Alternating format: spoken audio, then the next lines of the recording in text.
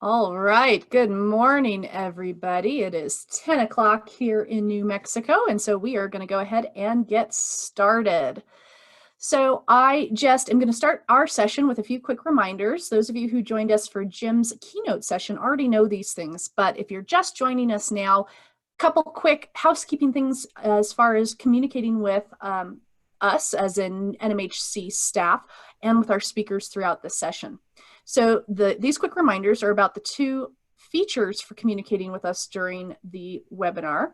Both can be found on the Zoom menu at the bottom of your screen. So one option is the chat option, and we already have some folks who are replying to the chat, and that's phenomenal. The chat is perfect for a few different things. First of all, we really would love to have everybody introduce yourself to your fellow attendees and to your speaker using the chat.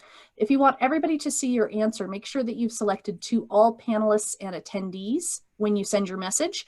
Please just introduce yourself. Let us know where you're coming from. Let us know if you're working in a nonprofit shelter, an animal control facility, an advocacy group, anything about you that you'd love to have your fellow attendees and the speaker know would be awesome. The chat is going to be great throughout the session to do a few things. One, to talk to each other. So the chat is a really useful feature for comments, kind of making notes. If you have something you want to share with your attendees, chat is great for that. The chat is also really useful for asking overall conference related questions. So like if you want to know something about your CE, or if you're having a tech issue, plug that into the chat. If you want to, you can make that public by hitting all panelists and attendees, or you can make that private just for staff to see by just clicking on all panelists, and we'll be able to help answer that question for you. And in fact, my really awesome colleague, Melissa Hubble, is going to be moderating the chat, so she'll be able to help answer those questions as they come in. The second feature that I want to draw your attention to is our Q&A feature. So the Q&A feature is actually the best place to ask questions for our speakers. So if you happen to have a question for Scott as he's going through his presentation, plug it into that Q&A. That's going to be really helpful. And then one of the things I want to point out about the Q&A is that as we enter questions into that Q&A, go into the open section and look at the other questions that other attendees have asked. And that's really useful because you might see that another attendee asked the question you wanted to ask, and rather than asking it again, you can actually upvote it, which just you click that little thumbs up sign next to the question, and it's going to bump it up the list so that we get a chance to answer it sooner in the Q&A session. A couple other quick notes. Don't forget to join the Facebook group, the 2020 New Mexico Facebook group. It's connected to the regular NMHC conference page, but we're going to do some additional discussions on that little Facebook group, and it's nice for networking opportunities, getting a chance to see your fellow attendees. And finally, if you have any questions about CE, getting continuing education for the session, make sure you watch that welcome video that's on the live event page, because it will tell you a little bit about how to get those continuing education credits. And you can also, of course, reach out to me and ask me directly. All right, so we are going to get started with today's session. And to kick us off, I would love to introduce our speaker. And our speaker is Scott Giacoppo, and he is the Director of National Shelter Outreach for Best Friends Animal Society. He oversees the development of life-saving efficacy and sustainability for Best Friends Animal Welfare partners from across the U.S. So welcome, Scott, and I'm going to turn it over to you. Great, thank you. Good morning, everybody. I'm going to hit my share screen button here so I can pull that up. I'm really excited to give this presentation today. When I was approached and asked to put this together, I had never put together a presentation outlining our history of animal control, and it was really exciting as I was putting it together. And I realized that when I talk to people, particularly animal control officers or staff members in animal control that have just come on and just started their careers in this field, I realized that they don't know a lot of the history that led up to where we are today. And I think it's important for us to know that, because when we look at what we've done in the past, it's lessons that we can learn from. And unfortunately, not everybody has that opportunity. So I was really excited. I'm really glad to have this opportunity to be with everybody today. So let's go ahead and get started. I want to start with my background because when we're talking about, old history and back in the day, I am definitely part of that. If I can, oh, there we go. I've been in this business a long time. Actually started working in an animal shelter in the late 80s, 1988. And back then we did a lot of the things that I'm going to talk about today, and that we have since stopped doing, or most people have stopped doing. So I worked in the shelter for several years. Then I became a state police animal cruelty investigator in Massachusetts, where I got to work with an anti-gang unit. I got to do a lot of community policing. And I did that right up until about 2007 when I became head of animal control for Washington, D.C. And that was really an eye-opener for me. D.C. at the time was experiencing a lot of problems, and they needed a transition. And I was part of that team that went in, and we implemented a lot, if not everything I'm going to be talking to you about today. And we saw some really, really great results. I mean, the success rate was phenomenal. And in 2016, I was elected to the board of directors for the National Animal Care and Control Association, or NACA, which I am still, I've been elected president in 2019, just 9 months ago. And I'm really proud of the work that animal control does. And I hope that throughout this presentation, you'll get the impression that I firmly believe that the animal control officers in the field and those working in our shelters are true community heroes and should be treated as such and be seen as such and think of themselves as such. In 2017, I was brought on the Best Friends team to basically work with municipal agencies around the country. And I know there might be some of you that I've actually worked with. I hope there are. And if not, maybe we can work together at some point. So I wanted to give you my background, mainly to show you that I've been doing this a long time, and I've seen these changes, and I've seen the success and failure of a lot of the changes that we're going to talk about as we move on. But before we move on, I have a disclaimer. There are a lot of agencies out there who have not had the opportunity to implement some of these strategies that I'm going to be talking about today. And I don't mean any disrespect. A lot of people, when I talk about, this is what we're doing, and so forth, they get upset that, well, we're not doing that. We don't have the opportunities to do that, and so forth. And I don't mean any disrespect to anyone. Again, regardless, I think you're a hero in the community if you're out there every day doing, what you believe to be in the best interest of the animals. And I'm hoping that you can learn something on how to move to the next level. At the end of this, I have some resource links on manuals and videos and things like that to hopefully show you the how-to of what we're going to be talking about. So with that in mind, let's start from the beginning. It's true, folks. We were the dog catcher, and anyone who's in this business, probably everyone, myself included. I hate that phrase. I hate being called a dog catcher. It's a derogatory term in my book. You call me a dog catcher, that's an insult. We have become so much more than dog catchers, but it is where we started. And back in the late 1800s, it was needed. There was a rabies problem, and the local boards of health didn't know how to handle it. So they hired men. It was all men back then. They hired these guys to go out and basically stop the spread of rabies. And they did that by rounding them up and killing them. Plain and simple. That was their duty back then, and that's why they're called the dog catcher. All they did was go up there and grabbed any dog they found running at large, and they killed them. They weren't focused on anything other than dogs. They weren't focused on solving the problems. They were underfunded. Now, here's an interesting thing that a lot of people don't know is that back then, the dog catchers were actually paid by the number of dogs they killed. So it was in their financial interest to get as many as they can, especially back in the late 1800s, early 1900s, where money, was an issue. It's still an issue today. But, back then they were underfunded, and they were viewed very poorly by the community, as you can imagine. Here's a cartoon, and I apologize. I've never been able to identify where and when this actually came from, but to me, it's a great depiction of animal control or dog catchers back then. Up in the we have a woman whose dog was picked up, and they wouldn't let her reclaim it because it meant money to them. These people were probably not the most upstanding members of the community, so they were stealing dogs. There were accounts of them stealing them. In the upper right-hand corner, you'll see them in their horse-drawn carriage, and people are throwing things at them.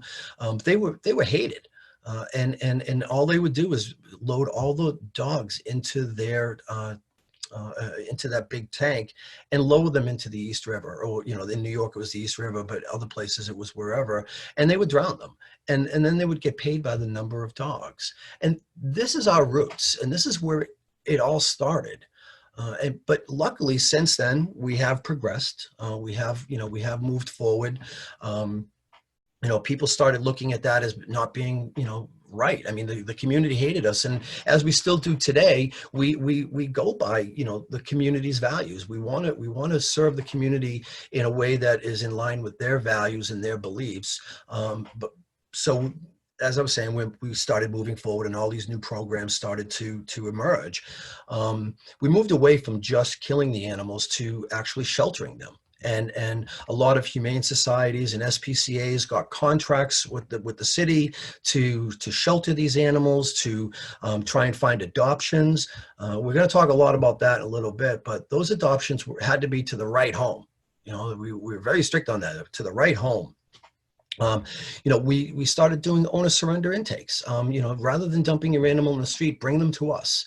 Bring us your animals, no questions asked. We even set up these drop boxes so that people could just dump the animals into like a mail slot, like a mailbox. And these are still in existence in some places. And I got to tell you, man, I hate these things.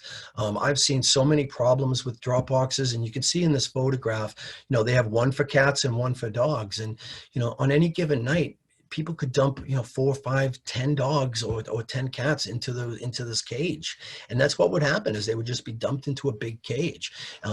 Disease was everywhere, was prevalent. The animals were scared, they were fighting, there were injuries, there were deaths. And unfortunately, like I said, these things still exist. But this was one of the answers to people dumping their animals on the side of the road, so to speak. There were no questions asked. We would take your animal in. And I've always found it funny that it was always easier to get an animal into the shelter than it was to get them out. It was more difficult to adopt an animal and provide that with a loving home than it was to get them to the shelter. And this is really where it started. We taught the public, and this is something that we're struggling with now, but we taught the public that if they can't care for their animals anymore, to bring them to the shelter. But then we started resenting them for it. We started demonizing them for doing what we were telling them to do. And we still do in a lot of places. I talk to shelters all over the country, and part of my job with Best Friends is to go around the country, and I travel an immense. I haven't lately, obviously because of the COVID epidemic, but my job consists of going into shelters and working with them on increasing their ability to implement these proven strategies. But everywhere I go, most places I go, people are like, oh well, like people keep bringing animals into us, and they don't care about their animals, and they have a very negative view of the community, and they don't realize that this is what we taught them to do. We taught them that this was the right thing to do, and they think they're doing what's right for the animal because we taught them to do it, yet we demonize them for it.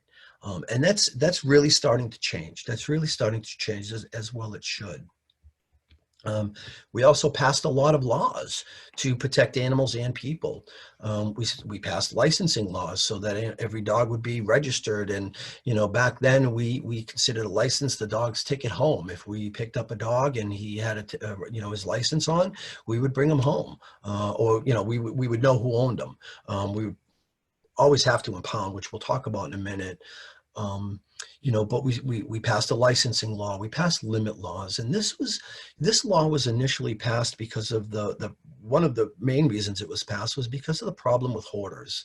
They thought that if they made a law that said you can't have more than 4 animals, that hoarding would defeat hoarding. They pass laws on public nuisances. If you let your dog or cat run wild, and it causes a nuisance, you can be held accountable for that. They gave animal control officers the authority to issue citations and in some cases making arrests. In Massachusetts, my job in Massachusetts fell under it was a special state police officer, and I had full rights of arrest for animal cruelty, which is legitimate. But we'll talk more about the laws as we move forward. But a lot of the laws that we passed were a little bit extreme. We'll talk about that.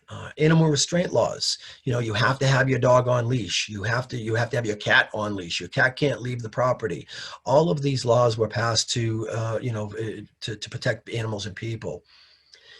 Mandatory sterilization is still to this day a controversial subject with a lot of people. They passed mandatory sterilization laws because they wanted to control the breeding, and they wanted to make it so that if you had an animal, they had to be sterilized, or you pay a steep fee for that. And the goal was to reduce the population coming into the shelter, which is everybody's goal. And yeah, we'll talk about how that backfired in a minute. But it was designed with good intention, and all of these laws were implemented with good intention, as was breed discriminatory laws. Now, I'm hoping everyone here today disagrees with breed-specific legislation or breed discriminatory legislation, whatever you'd want to call it. But a lot of agencies, a lot of municipalities felt that because there were bites being reported, some of them severe, I'll admit, with specific types of animals, particularly blockhead dogs known as pit bulls or Rottweilers, or any large breed blocky head dog, that by just saying they're illegal to own would solve the problem. And that's why that law was passed, to protect the public from what they believe to be an imminent threat. The other interesting part of most of these laws came up with the definition of owner. And when the definition of owner was implemented, it was designed to hold people accountable for the well-being of their animals. Now, as an animal cruelty investigator, I was able to use that law to figure out who I need to hold accountable for that animal not receiving proper care, and it worked, and it's necessary. But in some places, as we'll talk about in a minute, it's being abused, or it's being used inappropriately. So these are things that we learned, which we're going to talk about in a minute. But these are the laws that were passed. We started looking towards progress, looking towards getting the laws in place that would help us do our job and help protect animals and people. And as we progressed, we were still responsible for protecting from the spread of rabies. It's still a core tenet of animal control. Rabies is still a problem in the United States, and animal control's job is to help prevent that from spreading. Now we do play a role in protecting the public from dangerous animals. There are dogs out there that when they run loose, someone tries to grab them, or they're aggressive. I'm not going to deny that there are aggressive animals out there, and our job is to protect the public from those animals. But we're also now, tasked with protecting animals from people. That's when cruelty laws came in, and those laws I just discussed were enacted. Feral cats. This is a topic we're gonna talk a little bit more about. But back then, back in the day, we would, and I've done this myself, we would take feral cats and bring them in and simply euthanize them. They were a nuisance. They were likely to be killed, or all of these terrible things we thought were going to happen. So feral cats were just euthanized in the shelter. Um, and speaking of euthanasia, this is when, back in the day when humane euthanasia was developed, we no longer drowned them. There was, gas chambers, and then we found that gas chambers were cruel. We went to, lethal injection, and it's always being developed and always being looked at for the most humane method of taking an animal's life. But that was a part of progress that we have to acknowledge. And we established all these fees and fines in hopes to offset our budget. Because remember, before I said that we were underfunded by the government, that didn't change much. And so now we started using fees and fines to offset the budget. And people, and unfortunately, some people still to this day use adoption revenue as a means to offset their budget, when it shouldn't be designed as that. It shouldn't be used as that. But as you can see, our duties in the field started to increase. We started being held responsible for more and more things in the community, which was good. Most of these things, protecting people from animals and animals from people and all that, dangerous animals, that was necessary. As we move forward into today, we have progressed a lot since those days, and even since I started in the 1980s. So much has moved forward. So much has progressed. NACA, which I'm proud to be a member of and serve as their leader.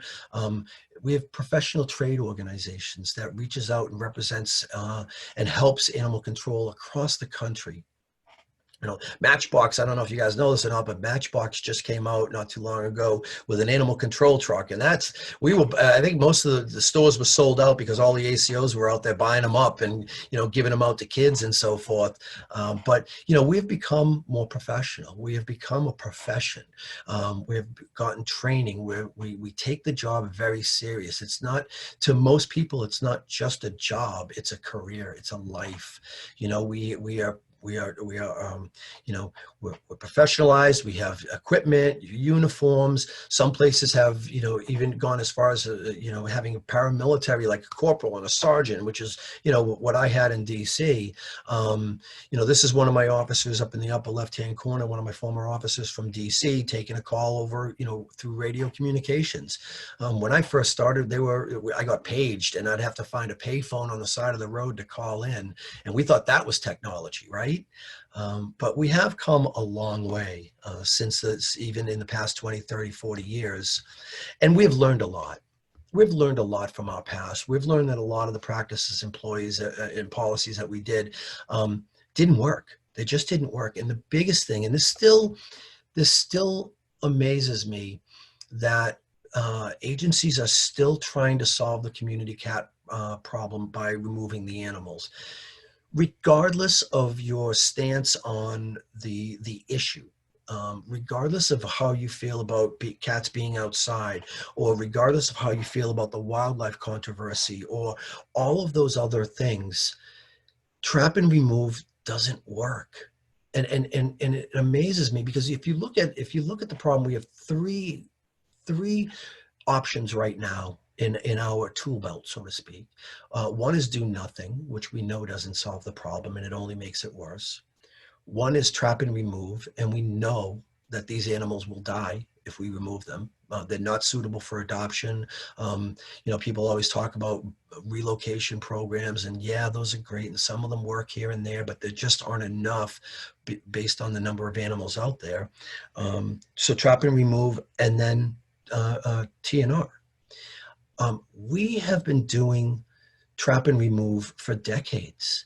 In 1929, a law was passed in Washington, D.C., requiring animal control to go out and pick up and impound and destroy all cats found running at large.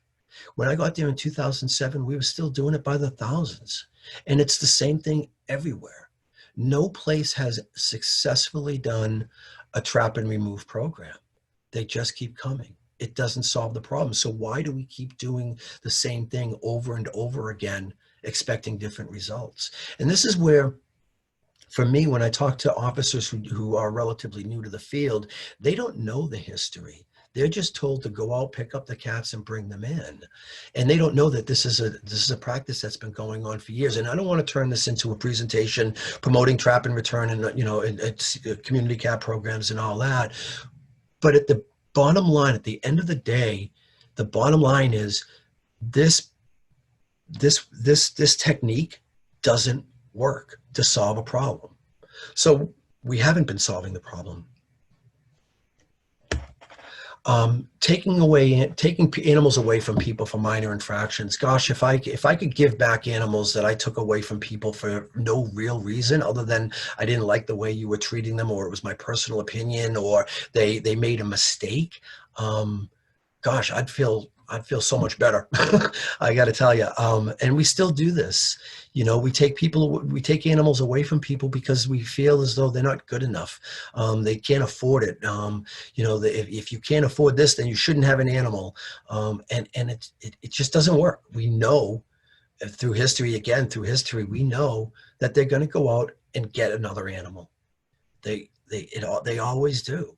And any animal control officer who's spent any amount of time in the field knows this to be true. They know that they've been to the same place, the same house for the same reason, but with different animals numerous times. It's almost like it's just accepted as an animal control officer to look at your daily call volume and say, oh, I've been there. This is my third time going to this house. And the same thing with cats. When we remove cats, we end up going back there a couple of weeks later because there's another cat that showed up. And if we did this, if we stopped doing this, we would be able to reduce the numbers of calls we have to go out on. And I don't know. I haven't met an officer yet that didn't complain about the overwhelming numbers of calls they have to deal with on a daily basis. But these are some of the reasons why. We had such restrictive adoption process. So I'm going to break this in half. I'm going to talk about adoptions first. When I learned how to do adoptions, it was almost like we were looking for a reason to say no, looking for a reason to find that you weren't the perfect home. Well, guess what, folks? There are no perfect homes. My home isn't perfect. Your home isn't perfect. There are no perfect homes, and we would check for landlord. We would get a letter from the landlord, or talk to the landlord, or see their mortgage statement, do home checks, which made it so that you couldn't adopt an animal that day. We would check references, vet references. We made it so hard to adopt an animal. But over the years, we found that when people get turned away from a shelter, they go get an animal from somewhere else, and they leave our shelters with a negative impression, and they won't turn to us for help. They won't. They will never, promote, hey, yeah, you get looking for a new pet, go down to the local shelter. They won't promote that. They're going to have a negative, they're going to contribute to the negative stigma, particularly of animal control shelters, the pound, which is another word I hate. But we made it so hard, and it was just not right. It didn't work. And we're going to talk in a minute about how that's changed. And the same with intake. When I first went to Washington, D.C., if you called and said, hey, I have a dog or a cat or a rabbit or anything that I can't take care of anymore, there were no questions asked. It was the only question that was asked was, can you bring him in, or do you need an officer to come pick him up? We had officers, animal control officers, acting as errand boys, going out, picking up owner surrenders for free. Now, yeah, I get it. There are times when you have a legitimate reason. The person has no transportation, the person's elderly or disabled, or what have you, and can't make it in. Then that is an appropriate time for an officer to be dispatched. But my officers were reporting that they would pull up into houses, and there were cars all over the place, people outside having a barbecue, and they would just be like, yeah, the dog's tied up out back, go grab him. And we would do that. And again, it goes back to the thing I said earlier about making it, it was easier to get rid of an animal than to get an animal. And those, we've learned that just doesn't work, and that's not the right way to do it. High reclaim fees. I mean, gosh, we charge an arm and a leg to some of these people to get their animals back if they do get picked up running at large, or if they have, adoption fees are through the roof. And this one always gets me is normal business hours. I was in a shelter in California recently, and if your dog got picked up, their business hours were Monday through Friday, 9 to 4. So if on a Friday afternoon, if your dog got picked up running at large at 3 o'clock in the afternoon and you didn't get out of work till 5, you didn't get your dog back until Monday morning. And when I put it like that to the director, he looked at me and he said, "I've never thought of it that way. Oh my!" And so they ended up having their on-call animal control officer trained in doing reclaims, and they that was a call out. That was part of their call out. Now, if you called up and said my dog's has been picked up, that on-call officer would have to go down to the shelter and do the reclaim. And we know that there's staff there on Saturdays and Sundays because of the animal care, so they taught the animal care staff how to do it as well. So they made it more accessible to be picked up, and that worked out fine. But I was in one shelter in Florida and I actually witnessed this. A guy came in, his dog had been reclaimed. His dog had been picked up 2 days ago. They closed at 4. Which most government agencies close at 4 or 5 for that. And his dog had been picked up 2 days ago. He had a job where he couldn't just walk up. Now I'm fortunate. If anything happened, I could call my boss and say, "Hey, boss, I got a jet for an hour or two to deal with this." Not everybody has that luxury. So this guy came in and he had called. They had told him the hours. They had told him how much it was going to cost him. He came in 2 days later, because that's how long it took him to get the money. And when he got there, he had to take a day off of work, show up with the money, and the woman behind the counter told him how much it was, and he had already amassed another $50 onto the bill, and he didn't have it. The 2 days were an additional $50, and he said, "It took me this long to come up with I think it was like overall $175 fee that he had to borrow from friends and family." And they wouldn't give him back the dog. They made him leave and go find $50 more. Um, it was amazing to watch, and it was sad to watch that this person who loved his dog, the dog was in the shelter. All he wanted to do was get his dog and do what was right for his dog, but because of our reclaim fees and our normal business hours, he couldn't. Now we had to go back, find another $50. Well, by then it would have been another $75 because it would have taken him a little bit of time, and he would have had to take another day off of work. I mean, think about that. That doesn't sit well with me. That's just not right. Because of because of these practices and policies we had in place, far too many animals died as a result of that. And I'm not being critical. I'm not, pointing the finger. I did this myself. I was part of this problem coming up through the ages of my career in animal welfare. I've done all of these. And I'm in a place where I realize that it's wrong. It's wrong that we've done this. And I'm so glad that so many agencies across the country are embracing change. And change is not hard. Well, it's not hard. It is hard in one degree. It's hard to release what we believe, to be our way of doing things. It's hard to do that. But once you start getting into it and doing the muscle, it becomes muscle memory. Gosh, it's easy. Many of the laws we had passed backfired on us. For instance, limit laws. What we found, it was designed primarily for hoarding situations. Well, we realized we should have realized this before we passed the law, but we realized that hoarders don't abide by the law. Hoarding is a mental illness. They're not law-abiding citizens. So it didn't work. All it did was it prevented law-abiding citizens from providing good homes to a number of animals. And it also prevented some of those people from going in and receiving necessary vet care because they were afraid they were going to be turned in, because the vet has records of their 4 cats and the 5th cat sends them over the line. So that, no one's going to get vaccinated. No one's going to get, the annual medical checks and all that, because they're afraid of being reported. So it really made a lot of the law-abiding citizens go underground, so to speak, and hide from the law and resent animal control and not want to cooperate and work with animal control. Licensing is another issue, and I'm pretty sure. And if there's anyone here from Albuquerque who worked on this, but I heard that Albuquerque recently did this, but in a lot of places, regardless of Albuquerque, I know a lot of places realize that it costs more to administer a licensing program than it is a return on that investment.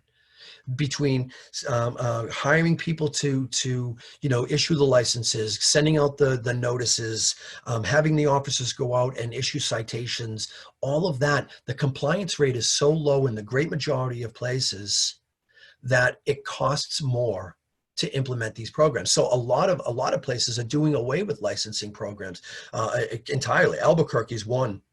Dallas is another. Agencies all over the country are looking at this from a cost analysis. That's taxpayer dollars that we're wasting. So those are, that kind of backfired on us. Mandatory sterilization, again, another controversial topic, because a lot of people do still endorse or support mandatory sterilization. But the same thing, a lot of people a lot of people were forced to go underground and not receive all the necessary care and vaccinations and all of that, because they were afraid of getting turned in, because they didn't have enough money to get their animals sterilized. And there's been enough studies done that prove that the main reasons for not sterilizing your animal isn't because I don't want to, it's because of limited access to low-cost services and transportation. When you offer low-cost services, and I hope a lot of you out there do, but in DC, when we started low-cost rabies vaccination clinics, we had people from the most at-risk neighborhoods, so to speak, lined up around the block to provide a vaccine for their animals. They'll walk to the clinic to do what's right by their animals, and one of the biggest things I've always heard is, well, if they can't afford to get the animal sterilized, they shouldn't have the animal at all, and that attitude is somewhat what got us to where we are now, because we were taking animals away from people and not providing animals to people. And they went out and got animals, and they loved their animals, and they would do everything they can to provide for that animal. Now, folks, I'm not naive. I've been an officer. I've been a cruelty investigator. I've been an animal control officer. I'm not naive. I know there are people in the community right now that don't care about their animal and could really care less whether or not they're sterilized or vaccinated or all that. Those people do exist, but they're not the majority.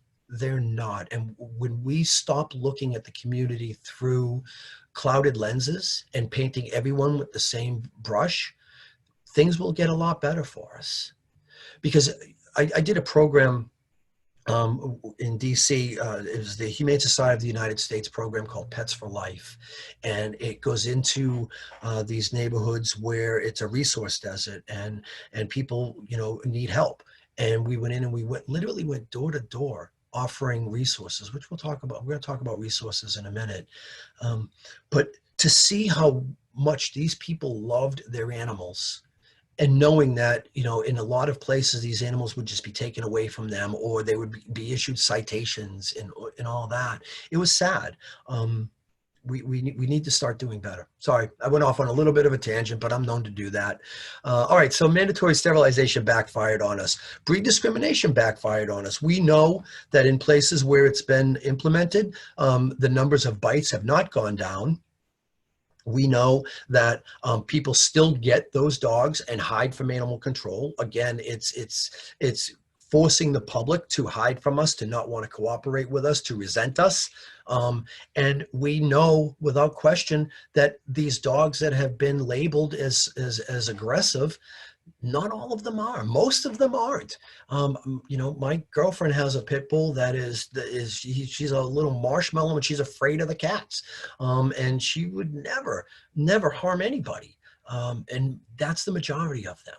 But it helped us create that negative image of the pit bull by saying it's illegal to have them in this community. And there are still a few communities in this country that have those on the books. And even like Prince George's County, Maryland, and I think they're working to repeal that now. But Prince George's County, Maryland had this in place for years and years and years and years. And they did a task force, I forget the year, I think it might have been 2014 or 17. They did a task force to determine whether or not it was working. And their own task force came back and said, it is not working and it's costing us like $250,000 a year to implement it and it's not doing anything. The task force recommendation was to repeal it, and they didn't. They just threw the task force recommendation off to the side. But hopefully now, I think I heard that they were working on getting that repealed. The definition of ownership, again, as I said, earlier, that definition really worked for animal cruelty and holding people accountable for the animal's well-being. But what we found was it was being used to prevent people from feeding cats. If you put a bowl of food down for a stray cat, you're now the owner, okay? And people would get fines for that. Well, again, it didn't work.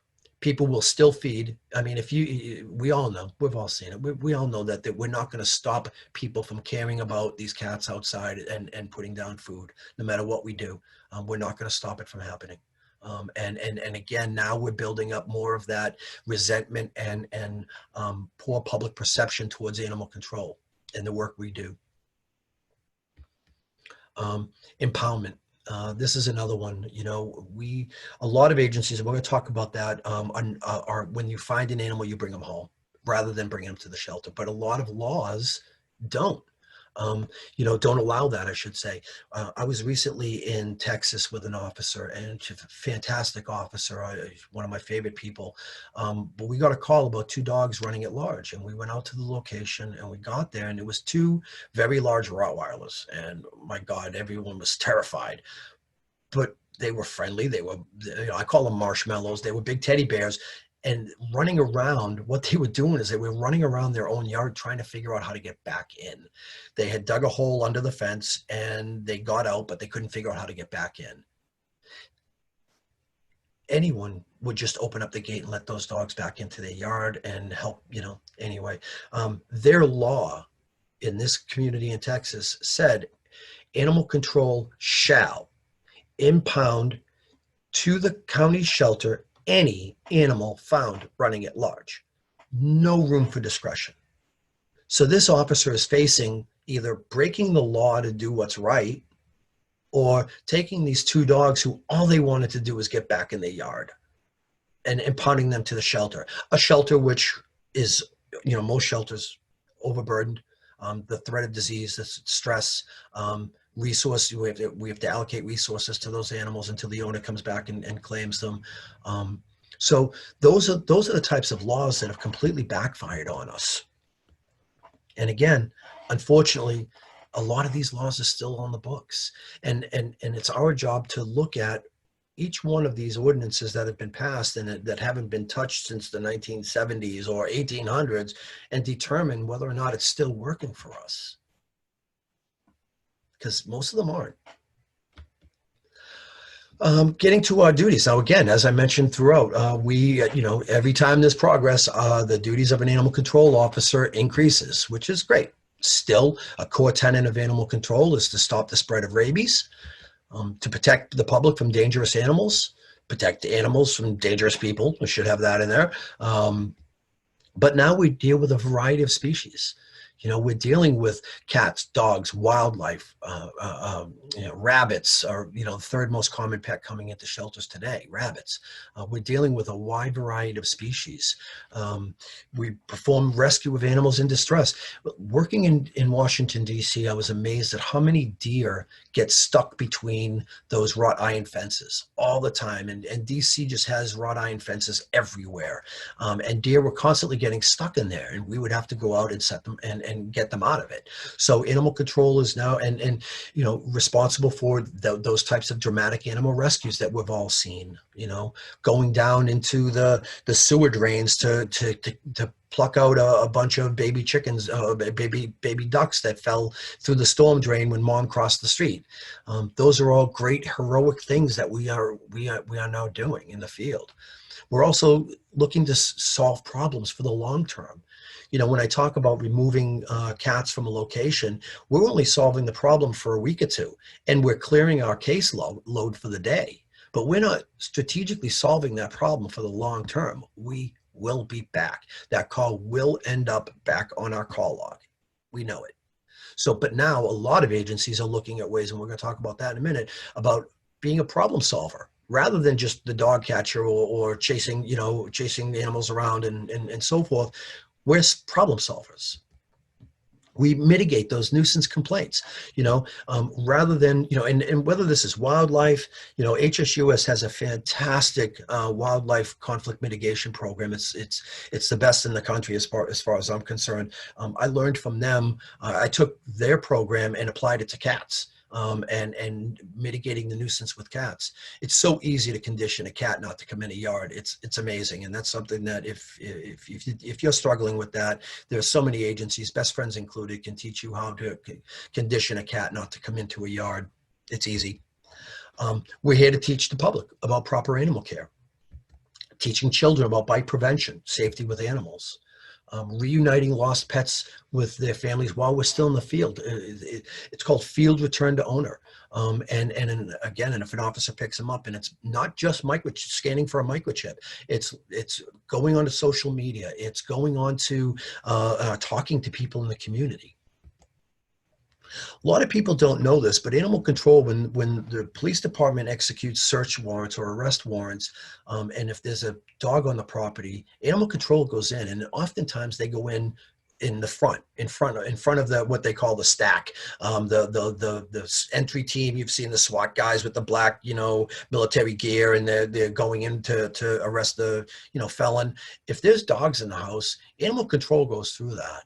And that's just an extreme example of how animal control officers put their lives on the line every day. A lot of people don't think of it that way, but animal control is a dangerous job. We have lost animal control officers in the line of duty. Most recently, a young officer was hit by a drunk driver, and we've had two officers, one in California and one in New Jersey, that were shot and killed performing their duties. So it is a dangerous job, but we're still out there doing it. And as far as the shelters, our role is to save lives instead of taking them. And we have changed a lot of our procedures. Now, instead of just no questions asked, bring the animal to us whenever you want, this practice called managed intake with an intake diversion program has been, is being implemented very successfully, I might add, all over the country. It used to be where someone would call up and say, I have to give up my pet. And the response from the shelter would be, okay, you can bring him in during these hours. Now we've flipped the narrative. When that call comes in, instead of saying, here's what you need to do to bring him in, a lot of agencies are saying, oh my gosh, I'm so sorry you have to give up your pet. What happened? What can we do to help? And that sets the tone for the conversation. And we provide them with resources to either resolve the issue that led them to that phone call in the first place, whether it's behavior, medical, food, supplies. There's so many resources out there that allow people to keep their pet and resolve those issues that we're starting to utilize. And rehoming on their own. Adopt a pet is hugely successful with rehoming pets for owners. In the interest of time, I could go on and on about managed intake and intake diversion, surrender prevention, whatever you want to call it. But agencies that have implemented this program have reported up to a 50% reduction of intake. 50%. And they do follow-ups, so they know, they to calm everybody's nerves, they do follow-ups, and most of the people either end up finding a friend or family to take the pet, or they end up resolving the issue and keeping the pet themselves. So to me, that's life-saving. Foster homes is another area that we started using, and we're using more and more of as we progress forward. Foster homes are becoming more relied on, where an animal that's for some reason or another not thriving in the shelter or is at risk in the shelter, these community members, and it's engaging the community, bringing the community into our world to help, so they can help us solve the problems. They take the animal for a short amount of time and give that animal what it needs and gets it ready for a permanent home. I was just talking to a shelter director in Louisiana who did not have a foster program, and we worked with her and we got a foster program going. And she reported to me that they had taken in a dog, and the dog was terrified, and he sat in the cage in the back of the run trembling. And every time someone went in, he got all defensive about it. He was a good dog, but he was just terrified. So they put him into a foster home. Where 6 months ago they would have euthanized that animal, they put him into a foster home that could work with him, and she did. And now that dog is living happily in a family with kids, and they're sending videos. And it's that one dog that made a difference to that one dog. We need to realize that when we talk about statistics, and you hear statistics all over the place.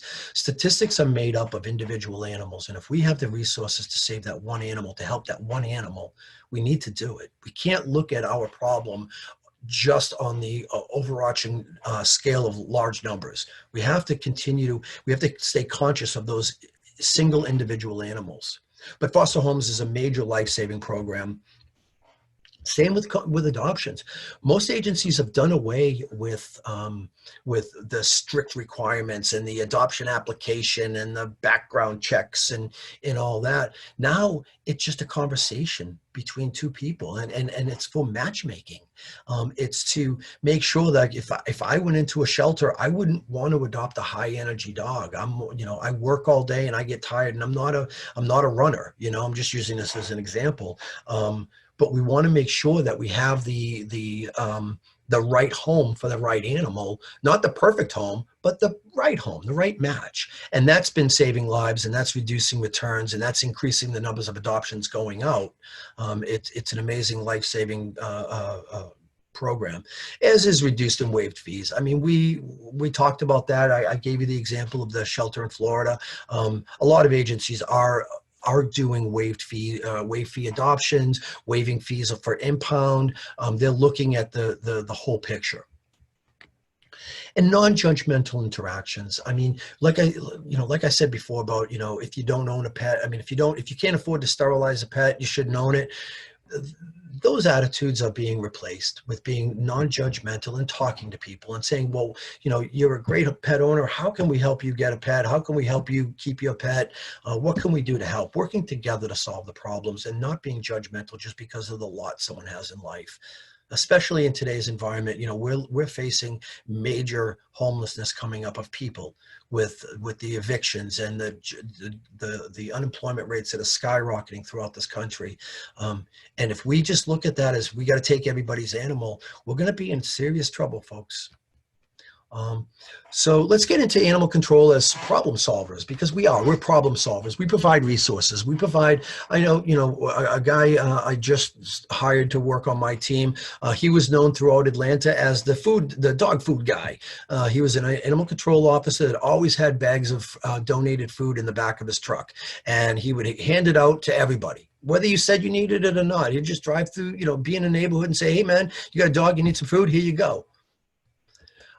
Vouchers. We have vouchers for medical assistance, for low-cost, no-cost sterilization, low-cost, no-cost vaccines. We're handing out dog houses and even cat shelters in DC and in Philly. I know Philly used to do it too. I don't know if they still do, but they have annual events where the community comes together and builds winterized cat shelters. We used to, and we'd give them to the animal control officers to go out and distribute them throughout the community. Hugely successful. And now we're showing the public that we're here for good. We're flipping that narrative of us being someone to hide from and someone to resent. We're flipping that narrative to being someone that is there to help. We're giving out behavior information. Thanks to YouTube, there's so many videos out there. We'll give a handouts. You're experiencing, problems. I can't walk my dog on a leash because every time I do, he pulls and I can't control him on a leash. We have information to help you deal with that. And as I mentioned before, I kind of already covered this, mitigating the nuisance complaints, and that includes wildlife. So many agencies, if you call up an agency and say, every Wednesday when I put my trash out, for the Thursday pickup, overnight, raccoons come and rip open the trash bags, or armadillos, or whatever it is you might live.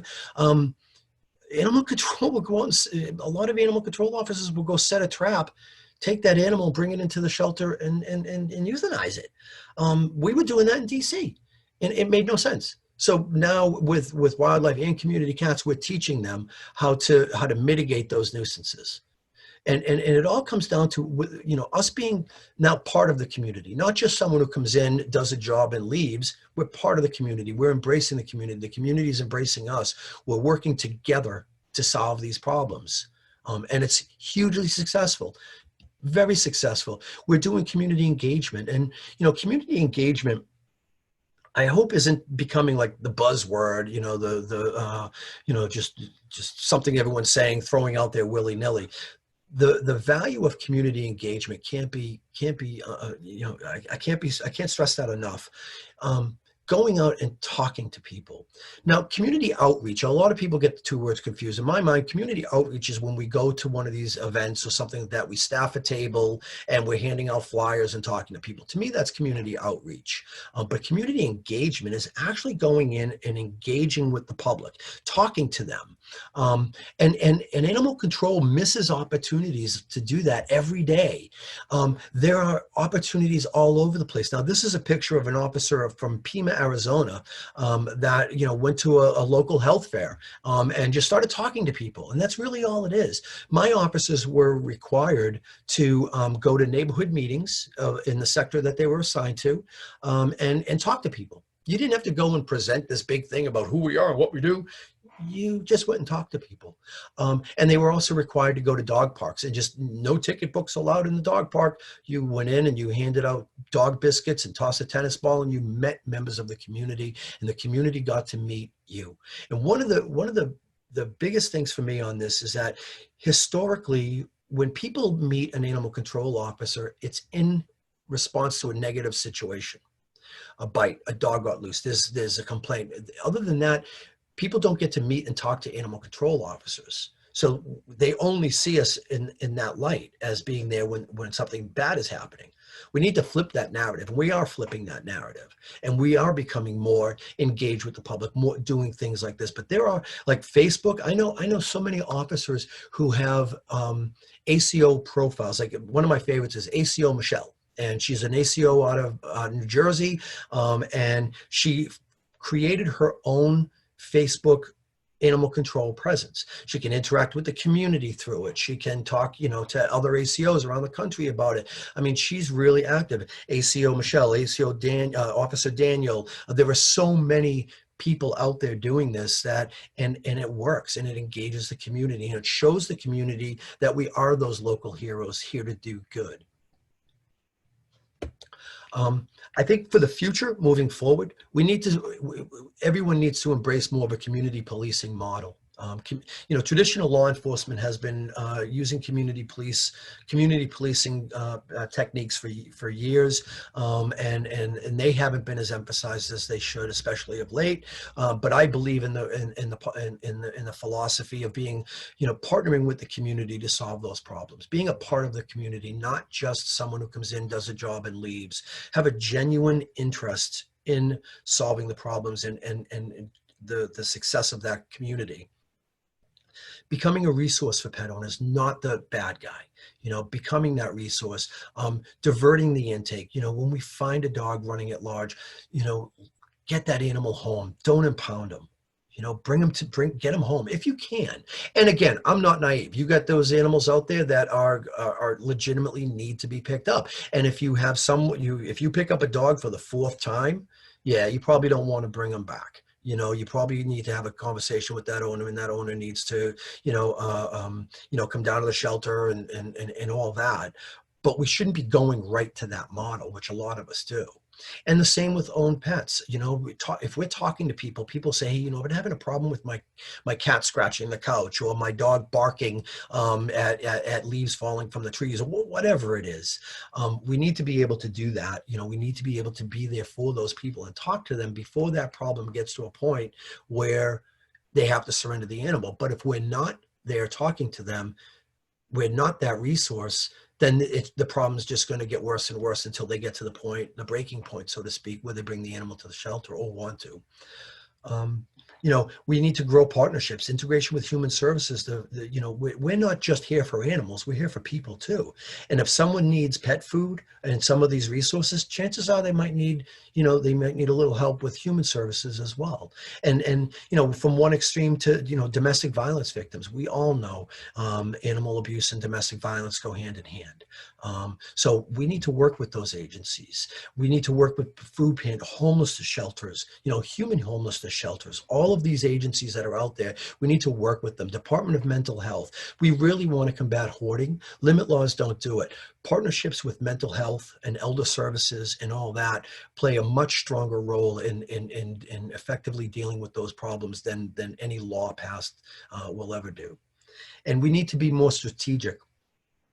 We need to use data to drive our decisions, knowing which calls to respond to and how to respond to them best, and where these calls are coming from. Now, historically, I've not been a data geek until the past few years. I became a data geek. Shelters have been using data successfully for years. When we talk about conversational or otherwise known as open adoptions, but conversational adoptions, managed intake, all of that is based on data and studies that have been done. So the shelter operations have had this, successful for years. They've been doing this successfully for years. Field operations, not so much. There really there's no national data set for field operations. We don't know how many calls are out there. We don't know what type of calls are out there. We don't know how many dog bites there are per capita nationally. So I'm always pushing that we should be collecting this data. We did in DC, and I know a lot of agencies do, but the majority of them don't. And it's so beneficial. It's so beneficial. When we start running report after report after report, we get to paint a picture of what is really happening in our communities. Okay. And from that, we can use that to go get money from the government, more money to support our efforts.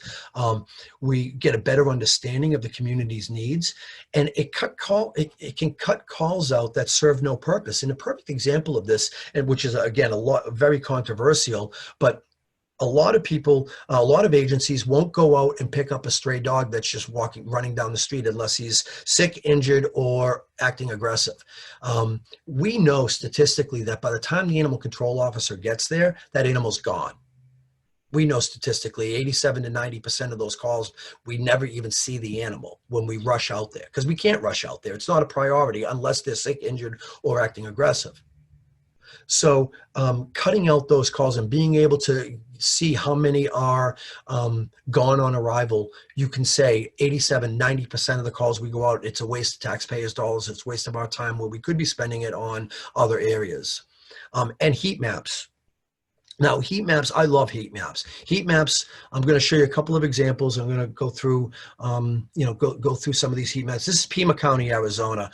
They do heat maps for their stray calls, bite calls, and leash violations. They do them for a lot of different things, but this is Pima County's. And the interesting thing for me is if you look at the upper left-hand one, that is for the strays in this particular zip code, stray calls that they've been out on.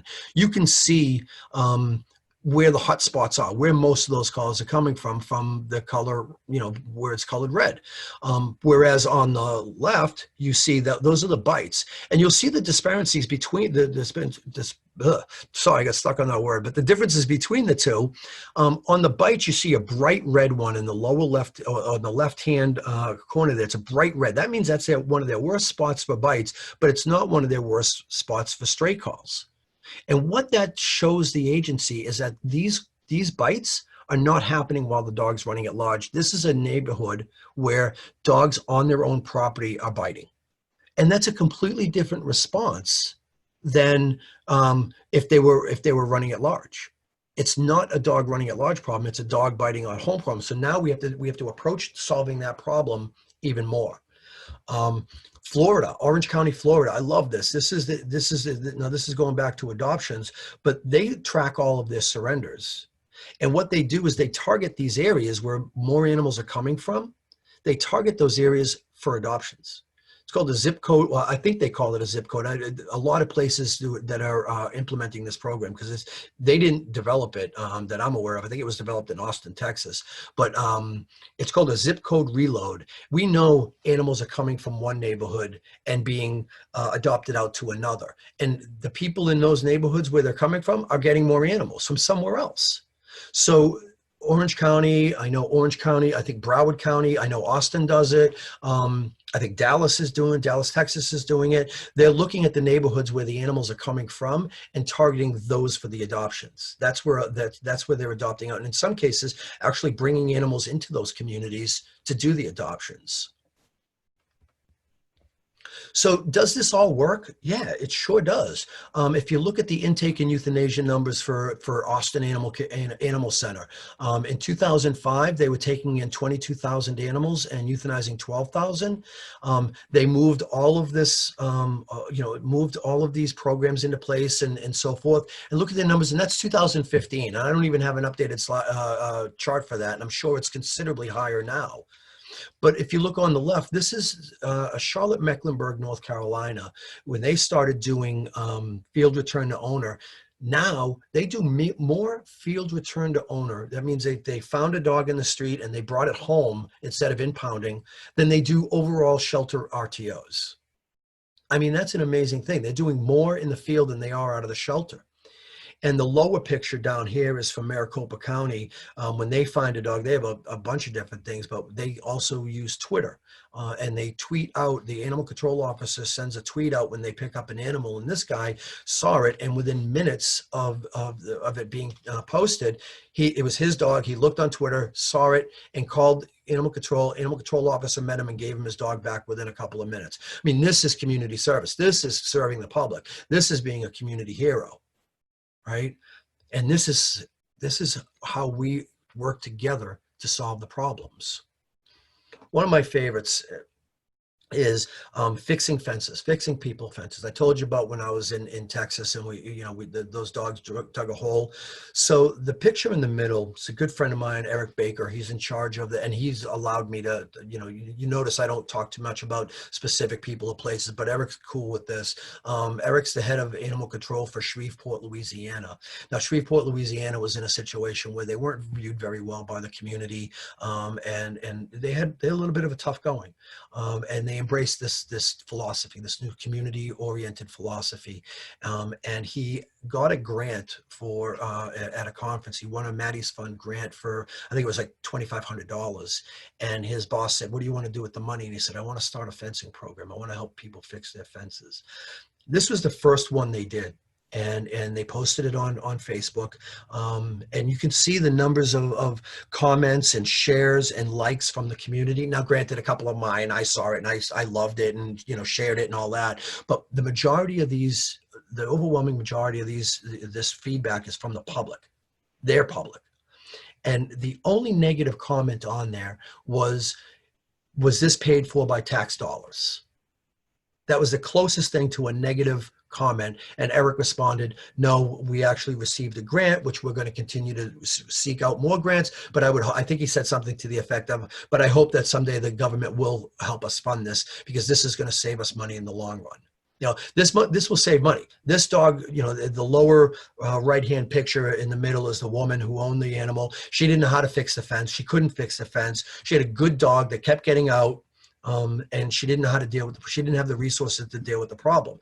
Now, they fix that fence, they're not going to get another call. They don't fix that fence. Next week, it's going to take an officer, time to go pick up the dog. And it's a repeating call, which costs money. So it actually saves the taxpayer dollars by doing stuff like this. But this is one of my favorites. Eric's a good friend of mine, and I admire the work that he's doing in Shreveport to make his team be seen as those local heroes, because they are. We still face a lot of challenges. We still have the poor public perception. We still get attacked on social media. Animal control, we are animal lovers, and we're demonized for the job that we do because we're limited by the local laws. That officer in Texas had to make the choice. Do I break the law, which no animal control wants to do? All right, no animal control officer wants to break the law, right? Do I break the law and put these animals back in the yard, or and risk getting fired? Or do I take the animals in and pound them, right? Animal control is limited by the laws that they have to do. And a lot of people don't think of it that way. We don't have the option in many cases. So we're demonized as a result of it.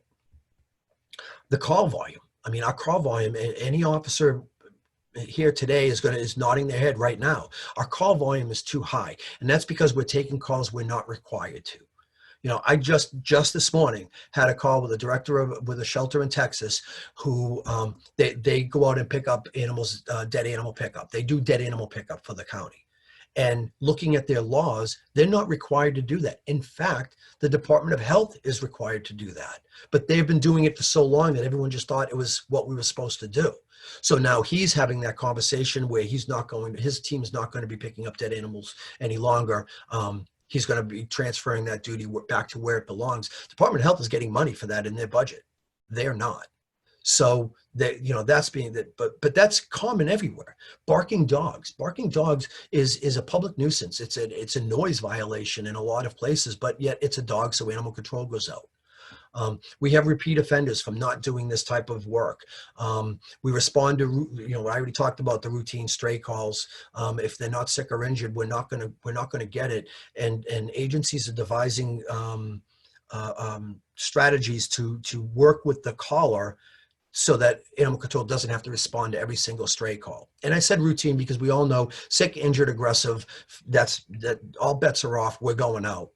And again, trap and remove cats. How many officers out there have the number of going to pick up trapped cats on their call log today? And it muddies the water. It blocks, it jams up the call volume, the call log, and it makes us go from one call to the next as quickly as we can. And when we're at a call, we're trying to figure out how to get to the next call, how to get out of this as quickly as possible to get to the next call, because I got 17, 18 calls on my call sheet for the day. And it puts us in a psychological place where we're not thinking through 100% how to solve the problem, so we don't have to come back here. We're understaffed. I said at the very beginning, animal control is underfunded. Back in the 1800s, 2020, folks, we're still underfunded. And because of that, we're considered a stepping stone. So turnover for officers are high.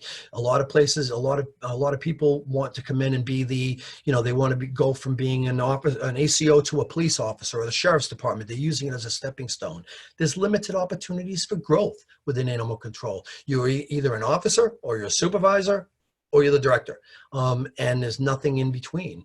And that's why when I was in DC, I put a couple of levels so these really intelligent officers could, they're great officers, give them room for expansion. And they're underpaid. I mean, they're still underpaid. Luckily, they're not being paid by the dog, but some places are, and we're going to talk about that next. There's a lack of trust by the government. We have animal control has very limited authority to make significant changes. A lot of places are creating animal control advisory boards, and it's almost like a citizens review board that can actually pass policy. And most of these people have no idea what it's like to be an ACO, or no idea what goes on in the field, and they're passing policies without really the knowledge or the experience to make those decisions. Now, I'm not saying that they're all bad. There are some that do that, and there are some that are good. I'm not saying that, but in most places, the animal control director doesn't have the authority to implement broad broad changes. They're micromanaged, and they're a side program of the health department or the sheriff's department or the transportation. The sanitation department or whatever. They're just tossed around like a redheaded stepchild. No disrespect to redheaded stepchildren, but if you think about it, no government official would ever tell a police chief how to do their job, or a fire chief how to do their job, but they'll line up to tell an animal control chief how to do their job. It's just a reality. And we're seriously underfunded. Per capita spending, now this is not a scientific study I've done. I've gathered a bunch of information. I got probably, I don't know, maybe 75 to 80 different agencies across the country. And I want more. I want to, look at their budgets and analyze per capita spending. But the national average goes everywhere. The national average that I found is around $8 per capita on animal control spending. But some places are as low as like 87 cents per capita, all the way up to 20 something dollars per capita, which is fantastic. But there's no consistency. And a lot of places that have contracts, they do a low bid contract. They'll bid for a contract on the numbers of animals they take in. So for every one dog we take in, you pay us X amount of dollars, and every one cat we take in. And that's bringing us back to the original days where it's a financial incentive to impound animals. And those types of contracts need to go away. I'm adamantly opposed to those types of contracts because, again, it does create that we're in a financial hardship, go get more animals. So the government will give us more money. It happens. And there's no training requirements or funding for that training. Animal control, like I went through a police academy and that was state mandated, right? That I go through a police academy to do my job. Most places, an animal control officer, there is no training requirements. There are none. Some places, like state of Rhode Island, Texas has a great one, great program to be an animal control officer in Texas, Florida, Rhode Island. There's a handful of states. You have to go through this training course, and that's what we're moving more towards. I'm not sure about New Mexico. I apologize, but I know that in a lot of places that is the case. So I just want to wrap up a little bit. We have come a long way, but we still have a long way to go. And it can't just be animal control's job. We have to do it together. We have to do it in partnership. We have to do it as part of the community, all working together to solve these problems. I want to provide a couple of resources. So as I said earlier, if there's someone in there that, hey, I've never heard of this managed intake thing, I want to hear about it. Best Friends has a lot of resources out there.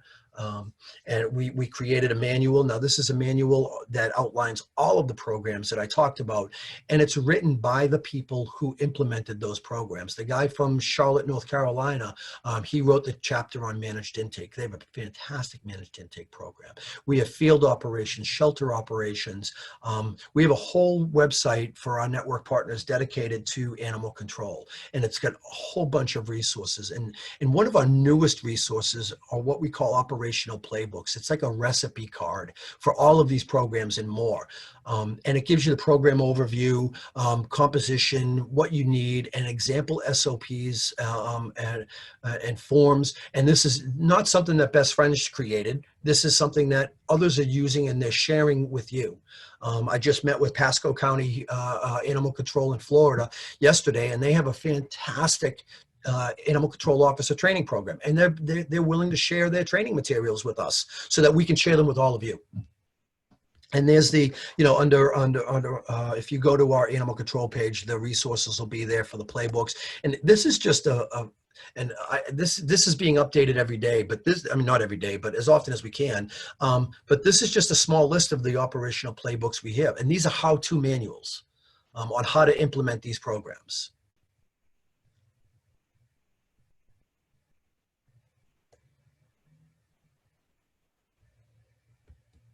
So, folks, that's the end of my presentation. I believe I have about 10 minutes left for questions. All right, awesome. Thank you all so much. Thank you, Scott, for this really phenomenal presentation. I know we've had a lot of comments of folks saying that this is just so relatable to the work that they're doing. So thank you so, so much for that. So we have a couple of questions in the chat, and then we are going to try something new. Fingers crossed. We have one question that was a little too long to write out, so we're going to try and patch one of our attendees through audio. Fingers crossed on that one. So our very first question in the chat is, hi, Scott. Here's another question. Thank you so much for your time today. What is the anticipated increase in owner surrender due to the housing crisis? That is a fantastic question, and unfortunately, I don't think anyone really knows. We are agencies around the country are doing everything they can now to try and mitigate it. But with the numbers of people being reported to possibly be evicted, it could cause another crisis within shelter operations, which is why a lot of agencies now, and I'm getting complaints about, people saying, well, my animal control department's telling me no, that they won't come pick up that healthy stray cat or that healthy stray dog or whatever, and that they're doing all these things. That's why. When COVID first broke, NACA released a set of guidelines to help animal control and shelters deal with the situation. And part of why we did that is we anticipated this happening, the shelters going really becoming inundated with animals. So I don't have a number to answer that question with, but it is a fear that we're all talking about now. Some states are reporting up to 40% homelessness coming, being anticipated, and that's hopefully that's just a dramatic. I don't know, but it's scary. It's scary. Yeah, definitely. Okay, second question from the Q&A. With managed intake reducing intake dramatically, do municipal shelters have to worry about their budgets getting cut? Is there a risk of perception that shelters are serving fewer animals, in parentheses, although we know in reality a community-based approach arguably reaches more?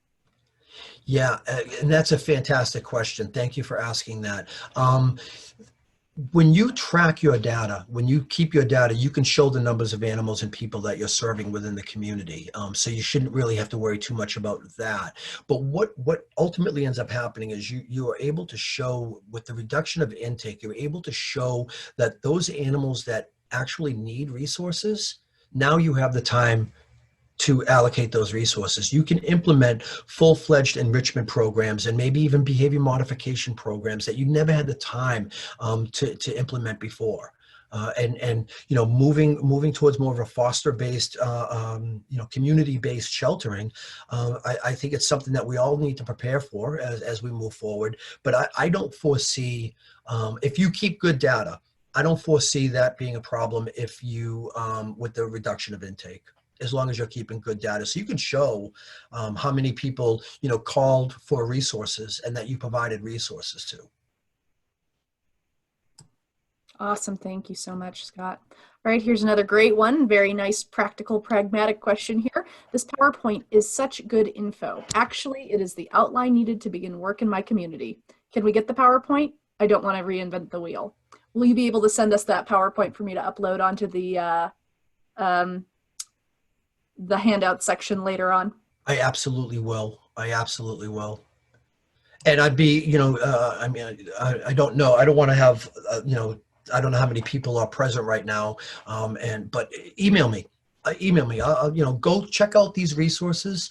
And if you have questions or if you want to move forward, if there's something in there that's not there that you need, email me. I mean, that's what Best Friends does. We go around the country helping shelters move to this level. And I will be more than happy to, respond to your email in a time as quickly as I can. I want to say that if I have 100 people emailing me today, I might not get to you, anytime soon. But yeah, I absolutely want to hear from you, and I absolutely want you to check out these resources.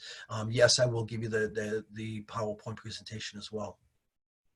Phenomenal. And this isn't a question, it's a comment that came up in the chat and it came up to the panelists, and it's just such a solid comment that I wanted to share it with everybody. And it is a comment from one of our attendees. As a social worker working with vulnerable children and caregivers in New Mexico, I personally see the links between social location and animal welfare every day. It is a great relief for me to see these conversations about access, equity, cultural sensitivity, and meeting people where they are at. It's like animal casework. It is. It really is. And, I mean, and a lot of agencies have been doing this for years. I've been preaching, I hate to use that phrase, but I've been preaching this for a very long time that, when I was assigned to the Boston Police Neighborhood Policing Unit, I got to see community policing in action. And I saw a great group of officers doing immense work in their community, with their community, and for their community. And that's when I started taking that model and that philosophy to animal control, and you are smack dab dead on with that one. All right, awesome. So for our last question, this is where we're all keeping our tech fingers crossed. So Jana, I am going to try and allow you to talk, so hopefully that'll work.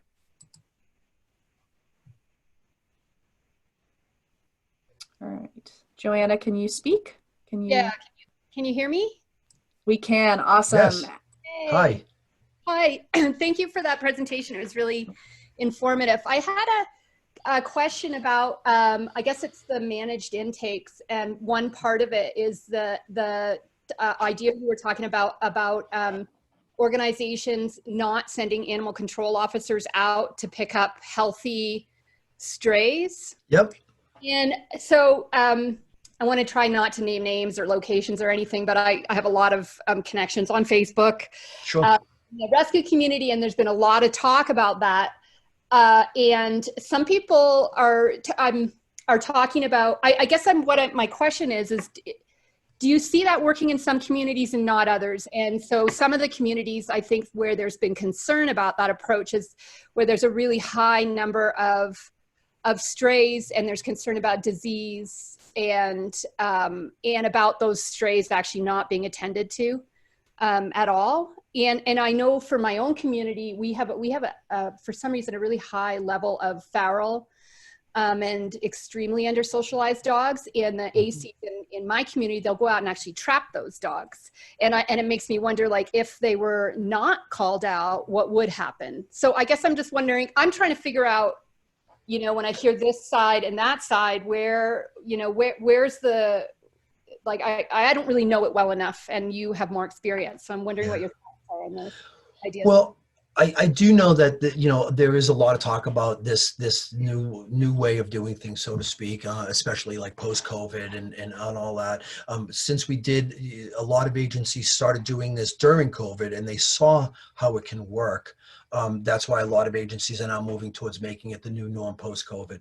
And I think that, each community needs to look at it and say, how can I make this work? What components of it can I make it work? And maybe, in an area where there are, packs of feral dogs, if they're causing a public safety threat, maybe that portion isn't something that is addressed through this. But your average everyday run-of-the-mill dog that got out of their yard and they're running around their neighborhood, they either go home or their families find them within the neighborhood. So you can't always look at everything as an all or nothing. And in fact, sometimes, like the work we do at Best Friends, when I go out to a shelter, I don't go in there and just say, you need to start doing this, and this way today now. We go in and we look at everything and saying, okay, what can we do today that'll get you ready to take the next step? We want to go bring you from point A to point B to point C to point D with, Best Friends. The ultimate, end all be all is for you to have a 90%, at least a 90% save rate at the end of the day. But we're not going to go in there and tell you to stop doing this and start doing that. We want to work with you to bring it to that next level. So what I'm saying is, if you have a community, and communities, there's differences in a lot of communities, but a lot of it boils down to very similar things. A dog accidentally getting out, we know that we can deal with it that way. If the caller says, hey, this is a dog, he runs around with a pack, he's been out there for, 4 or 5 years, I know who's feeding him, and, Jana's feeding him, and Melissa's feeding him, and, he's a problem. Talking to that person, then going out and evaluating and looking at the community and finding out what's going on is what everyone should be doing. And yeah, maybe they do. Maybe the answer is to remove. Maybe the answer is a dog TNR program. Right. Yeah. No, that's an interesting idea. I think I hear what you're saying. It's nuanced depending on the community. I mean, I know that certainly in our southern communities, we do have problems with packs of strays. And I think, and who knows, I think probably needs a longer time to understand whether that approach is good in communities that have Yeah. a high stray population. Because I know in my community, it's oftentimes a dog that's owned and it's just out roaming. That happens a lot, but it often is, packs of free roaming dogs, especially from, the local pueblo and such. Yeah, So. and what we have a tendency to do is, because of one potential situation, we just don't implement the program, or we'll implement the program based on the possibilities that this might be the situation, and all of those other animals will get wrapped up in it. And managed intake is a perfect example. When managed intake first started, they talked about, and part of the program is scheduling. So you go through a series. Like, the first thing we want to do is keep the animal in your house. If that can't happen, rehome it on your own. If that can't happen, is there a rescue that can help with that animal? If that can't happen, then we're here for you. So managed intake is never saying no. It's saying not right now. And we're prepared for when your dog might come in. So you said, and I always use the 2-week example because that's pretty much what a majority of the wait time was. You set that appointment for 2 weeks out, and that animal ends up coming in, then we still serve the public. If they're able to resolve the issue within that 2 weeks, then even better. But we're not. So my point saying is that one of the biggest fears people have with making appointments is that the numbers of animals abandoned and the numbers of strays are going to go through the roof, right? Trust me, we thought of that too, and we did research, and we monitored. Everyone who's implemented this program has monitored those numbers, and they didn't go through the roof. If someone calls the shelter to bring an animal in, they're calling for help. They don't know the policy. They don't know how to do it. They're calling for help, and we're going to tell them what we can do to help them. Mm-hmm. Anyone who's going to abandon the animal and toss it over the fence in the middle of the night is going to do it regardless of what your policy is. And those people do exist, but we can't not implement this program because those people exist. Just like we can't not implement a program that deals differently with your stray population because there are packs of feral dogs out there. You can segment it. You can separate it. Yeah. Okay. Thank you. Yeah. I mean, I think it seems like the point is don't throw the baby out with the bathwater. And there's some things that may work in some communities that might not work in others. Well, let me rephrase that for you. There's some things that may work in one community that need to be tweaked in another. Right. Yeah. Okay. Because most of these programs are being implemented in all types of environments, whether it's urban, rural, northern, from Maine to Texas to New Mexico to Florida to everywhere. And every place that they're being implemented, it's working. So it's not that it may work for one and not another. It may work for one way, but when you take the program, look at it as an individual community and how do you need to tweak it to match your needs and your circumstances. Right. But it will work, especially TNR. Right. And I think that's, I think the concerns that I'm hearing about it is maybe that there needs to be more outreach to the community to find out if it is working for the community. I think maybe that's some of the, maybe some of the catch there, that. It's all pieces of a puzzle, and community engagement is a major. To me, community engagement is the outline, the four corners, so to speak, when you're doing a puzzle. I'm sorry, I've been stuck in my house. I've been doing puzzles. I think everyone has. So the community engagement piece can't be overlooked. I mean, that is so important that we get out there and we talk to the community. When my guys went out, even some of my officers were like, "Well, what do I say to them? What do I do? What do I say?" And it was always, I got two talking points. Hey, so Jenna, what's going on in the community that you think I need to know about? And two, hey, so here's what we're working on in the community that we think you might be able to help us with. Whether it's, a dog running at large. Animal control officers know, any animal control officer has been on patrol for a biting dog. Dog bites someone, takes off. We spend days driving around neighborhoods looking for that dog. But we don't spend days asking people, hey, Melissa, we have a dog that, bit someone. It's described as a German Shepherd Rottweiler mix type dog. Do you know who owns one of those dogs, Ron? Have you seen one running around? Have you had a problem with them? We don't get out of the truck. We got to get out of the truck. Right. Thank you. Thank you. Thanks, Ellen, for making that work. Yeah, no worries. Thank you. All right, I think that's everything for today. So I just want to make sure we say a huge thank you to Scott one more time. Really just phenomenal information. Thank you for sharing it with us. And then just a couple quick reminders to our attendees. It's lunch. So our next session is going to be starting at 12:30 Mountain Standard Time. But if you have the chance, pop over to the New Mexico Humane Conference 2020 Facebook group, because we just posted an awesome conversation. We'd love to see some people participate in that live if possible over the lunch hour. So one more time, thank you so much, Scott. No, thank you very much for having me. It was a pleasure. Awesome. All right, everybody, enjoy your lunch, and we'll see you at 12:30.